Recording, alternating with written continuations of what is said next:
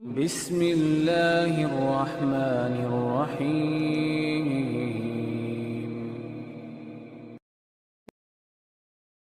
مسلمان جب اٹھتا ہے تو اللہ کے رسول نے اٹھتے وقت کیا کیا؟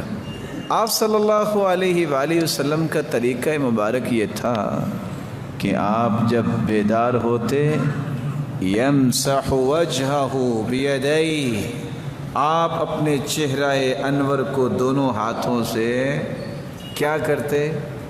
کیوں بھلا؟ نیند کو دور کرتے۔ کر کے دکھائیے کیسے کرتے ہیں؟ 3 مرتبہ اپنے چہرے کو۔ کیوں؟ آپ نیند میں اگر کوئی الفاظ بولیں گے لعلہ یستغفر ویسب نفسہ، حدیث میں آتا ہے نا جب نماز میں نیند آ رہی ہو تو فوراً چھوڑ کے سو جائے۔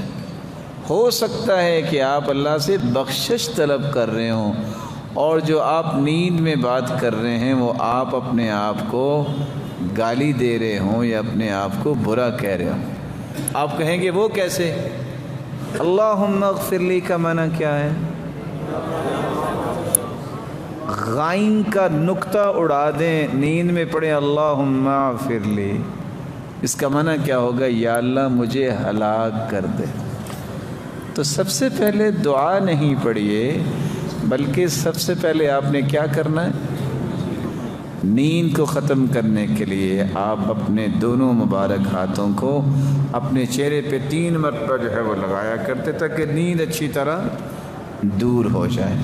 سنا ایک اور حدیث بھی ہے کہ جو بندہ رات بیدار ہو صبح تو اسے اپنی ناک کو بھی جھاڑنا چاہیے۔ کیوں جھاڑنا چاہیے؟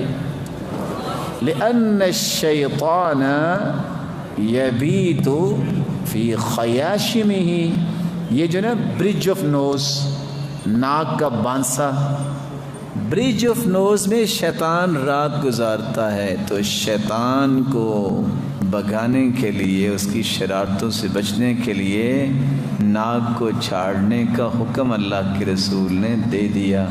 اور بعض نے کہا جب وضو کرنا ہے تو جھاڑ ہی دینا ہے، الگ بھی حدیث ہے اور وضو کے اندر بھی ایسے ہی ہوتا ہے۔